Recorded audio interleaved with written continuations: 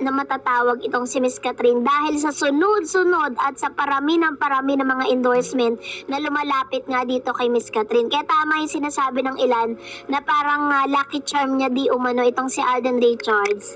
No, dahil sa dami ng mga trabaho at siya na rin po yung pinakamay maraming mga followers sa Instagram. Grabe. 20 million nakita ko for the last 20 million followers. Yung kanyang mga followers sa Instagram, mas lalo po siyang dumami at mas lalong dumami yung mga sumusuporta sa kanya. Pero eto na nga, dahil kinatuwaan din ng ilang mga netizen, ang isa pong picture na ipinakita, na i-post no, sa Twitter. Grabe, pinag-usapan talaga ito sa social media world dahil ang Katden lover na spatan na galing daw sa isang church. So, according po sa source, kasi kahapon may nagtag sa akin na yun nga, sabi niyang ganun, i-investigate ko. And upon investigating, and nakita natin sa mga kanilang mga account, na ito po palang si Mr. Alden at si Catherine, galing po sila kay Father Jeffrey.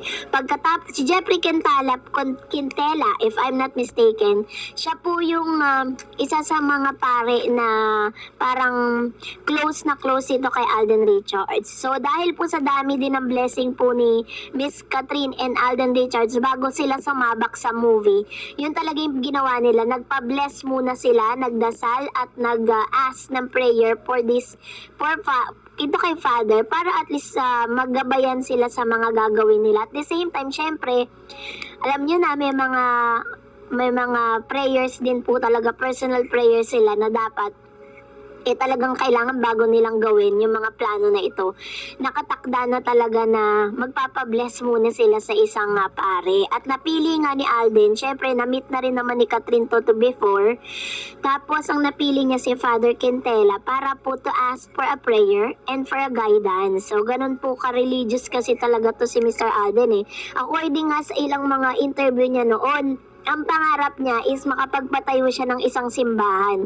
At pangarap niya din na maging isang pare noon. Yun po yung kanyang yun yung kanyang prayer noon na parang hindi naman doon dinadala ng Lord yung kanyang kapalaran, 'di ba? So, we are so happy to see that Katden is parang hindi sila magkakaroon ng problema when it comes to belief or faith.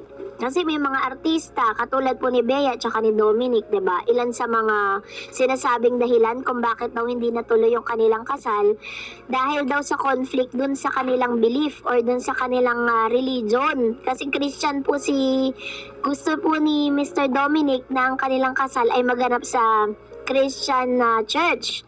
Habang itong si Bea naman gusto sa Catholic church, gano or ganon, vice versa.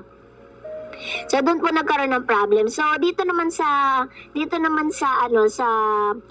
kay Katden or Catherine Bernardo and Alden Richards, hindi naman po magkakaroon ng problema when it comes to their faith, no? So kanila pong religion dahil parehas naman sila at wala pong naging kaso with regards to that. Kaya naman yun